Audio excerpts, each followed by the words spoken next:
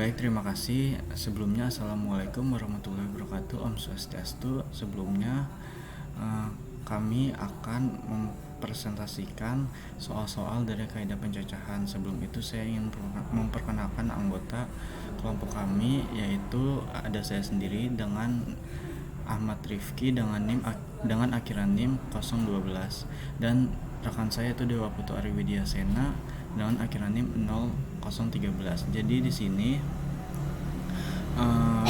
kami membahas soal-soal, yaitu soal nomor 6, 8, 10, 24, 28, 34, 36 dan 38. Di sini saya akan menjelaskan soal pertamanya dulu, yaitu soal nomor 6.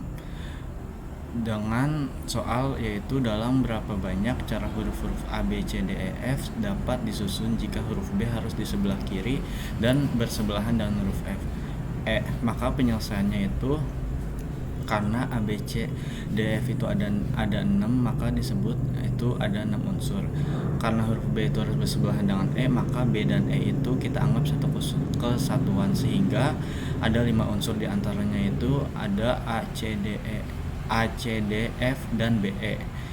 Kenapa ada 5 unsur? Karena B dan E kita anggap satu kesatuan. Maka N faktorial dikali 2 faktorial. N-nya itu kita dapat dari 5 unsur itu. Jadi N-nya kita masukkan 5 faktorial dikali 2 dikali 1. Maka 5 faktorial itu kan ada 5 dikali 4 dikali 3 dikali 2 dikali 1 dikali 2. Maka perkalian tersebut menjadi 120 dikali 2. Totalnya itu adalah 240 cara berapa banyak dapat disusun. Soal selanjutnya itu ada di dalam sebuah kelas terdapat 100 mahasiswa, 40 orang diantaranya laki-laki.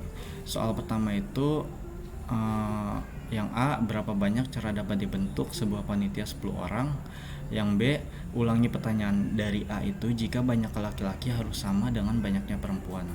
Yang C, ulangi pertanyaan dari yang A seperti yang ke B jika panitia itu harus terdiri dari 6 laki-laki dan 4 perempuan, atau 4 laki-laki dan 6 perempuan. Maka penyelesaian dari A itu banyaknya cara dapat dibentuk sebuah panitia 10 orang adalah C dalam kurung 100.10.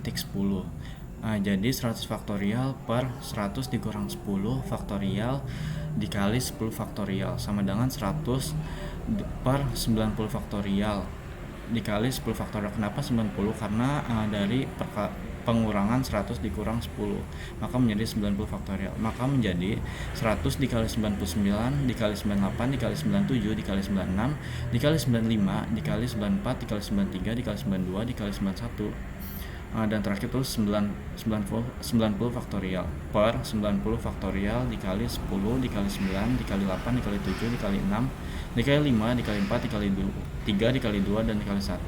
Maka total berapa banyak itu kita tidak dapat menyebutkan dengan angka, karena totalnya itu ada banyak, tak terhingga jika menggunakan kalkulator. Yang kedua itu jika banyaknya laki-laki sama dengan perempuan, maka dapat dikatakan 5 laki-laki dan 5 perempuan. Maka dapat dibentuk C 60,5 dikali 40,5, maka 60 faktorial per 60 dikurang 5 faktorial dikali 5 faktorial dikali 40 faktorial per 40 dikurang 5 faktorial dikali 5 faktorial, maka 60 faktorial per 55 faktorial dikali 5 faktorial dikali 40 faktorial per 35 faktorial dikali 5 faktorial, maka menjadi 60 dikali 59 dikali 8 dikali 58 dikali 57 dikali 56 dikali 55 faktorial per 55 faktorial. Kenapa kita berhenti di 55 faktorial? Karena kita bisa mempercepat perhitungannya dengan cara mencoret atas dan bawah. Karena ada 55 faktorial, maka di atas juga 55 faktorial, kita berhenti di situ. Dikali 5 dikali 4 dikali 3 dikali 2 dikali 1 dikali 40 dikali 39 dikali 38 dikali 37 dikali 36 dikali 35 faktorial per 35 faktorial dikali 5 kali 4 dikali 3 dikali 2 dikali 1, maka menjadi 60 dikali 59 dikali 58 dikali 57 dikali 56 per 120 dikali 40 dikali 39 dikali 38 dikali 37 dikali 36 per 120, maka hasilnya itu ada 5.401.512 dikali 658 8 cara. Yang ketiga itu jika panitia terdiri dari 6 laki-laki dan 4 perempuan, maka 60,6 dikali 40,4 maka menjadi 60 faktorial per 60 dikurang 6 faktorial dikali 6 faktorial dikali 40 faktorial per 40 dikurang 4 faktorial dikali 4 faktorial, maka menjadi 60 faktorial per 54 faktorial dikali 6 faktorial dikali 40 faktorial per 36 faktorial dikali 4 faktorial, maka menjadi 60 dikali 59 dikali 58 dikali 57 dikali 56 dikali 55 dikali 54 faktorial per 54 faktorial dikali 6 dikali 5 dikali 4 dikali 3 dikali 2 dikali 1 dikali 40 dikali 39 dikali 38 dikali 37 dikali 36 faktorial per 36 faktorial dikali 4 faktorial. Soal selanjutnya, berapakah jumlah himpunan bagian dari himpunan B jika himpunan B itu ada 1, 2, hingga 10 yang mempunyai anggota paling sedikit 6.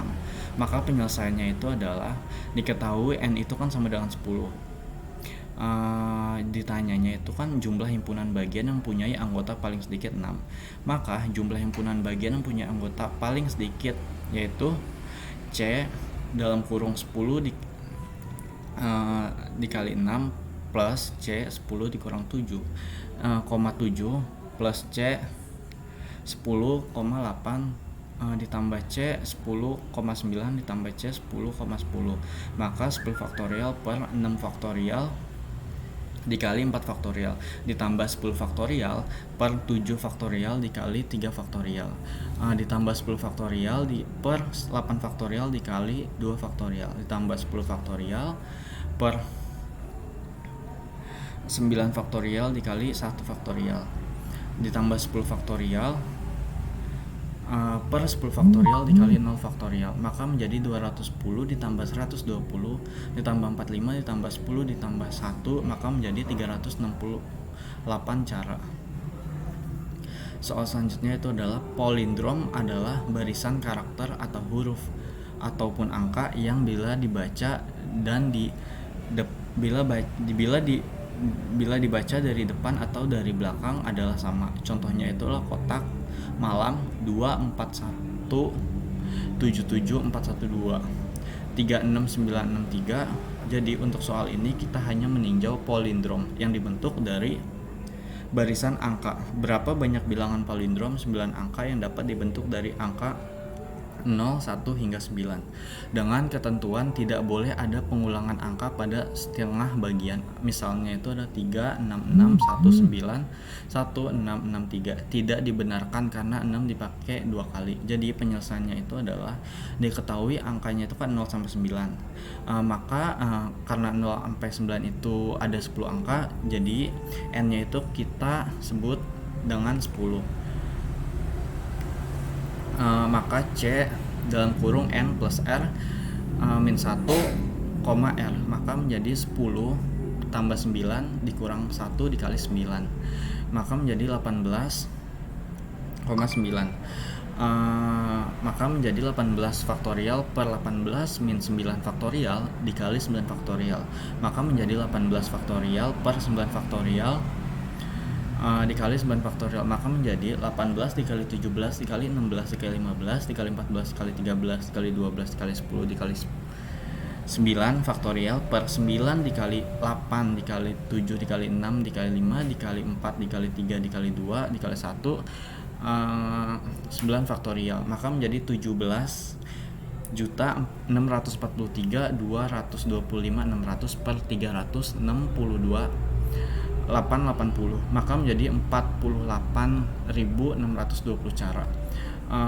Soal selanjutnya akan dibacakan oleh rekan saya yaitu Dewa Putu Ari Widyasena. Baik, di sini saya akan melanjutkan presentasi dari rekan saya yaitu Rifki. Di sini saya akan menjelaskan soal nomor 28, yaitu di mana sebuah pesan kawat dibentuk dari rangkaian 5 garis putus-putus dalam kurung dash dan 3 buah titik dalam kurung dot. Di sini berapa banyak pesan yang dapat dibentuk? Kita lihat, diketahui garis putus-putus itu terdapat 5 buah. Lalu titiknya ada 3. Jadi N sama dengan 8. Kenapa bisa mendapatkan 8? Karena 5 ditambah 3 adalah hasilnya 8. Lalu penyelesaiannya kita bisa lihat dari bilangan C, yaitu ada 8, 5, dan 3. Bisa dilihat dengan rumus 8 faktorial per 5 faktorial dikali 3 faktorial. Bisa dilihat dari sana 8 faktorial menghasilkan 8 kali 7 kali 6 kali 5 faktorial per 5 faktorial dikali 3 kali 2 kali 1 faktorial dan menghasilkan 56 pesan. Baik, soal selanjutnya yaitu nomor 34, yang dimana buktikan bahwa N elemen K sama dengan 0 dalam kurung kurawal min 1 pangkat K C dalam kurung N dikali K sama dengan 0. Penyelesaiannya yang dimana misalkan diambil X sama dengan 1 dan Y sama dengan 1, sehingga X tambah Y pangkat N sama dengan N elemen K sama dengan 0 dalam kurung N dikali K, lalu X pangkat N min K Y pangkat K, yang menghasilkan 1 ditambah min 1 pangkat N sama dengan N elemen K sama dengan 0 C dalam kurung N dikali K, lalu 1 di pangkat N kurang K sama dengan min 1 pangkat K, menghasilkan 0 sama dengan N elemen K sama dengan 0 dalam kurung min 1 pangkat K C dalam kurung N dikali K, menyatakan bahwa itu terbukti. Lalu soal selanjutnya itu nomor 36, di mana tunjukkan bahwa sembarang 6 kelas kuliah pasti terdapat 2 kelas yang dijadwalkan pada hari yang sama dengan asumsi tidak ada kuliah pada hari Sabtu atau akhir pekan. Kita bisa dari sini diketahui ada 6 kelas yang mana 2 kelas dijadwalkan pada hari yang sama. Lalu penyelesaiannya adalah N sama dengan 3. Karena hari Sabtu libur, maka menjadi 5 hari sehingga N sama dengan 5. Sehingga P bilangan 5 dan 3 menjadi rumus 5 faktorial per 5 dikurang 3 faktorial menghasilkan 5 faktorial per 2 faktorial dan menjadi 5 faktorial, yaitu 5 dikali 4 dikali 3 dikali 2 faktorial per 2 faktorial menghasilkan 60. Lalu soal terakhir yaitu ada sebuah kotak bowling berisi 10 bola berwarna dan 10 bola berwarna biru. Seorang pemain memilih bola secara acak tanpa melihat ke dalam kotak.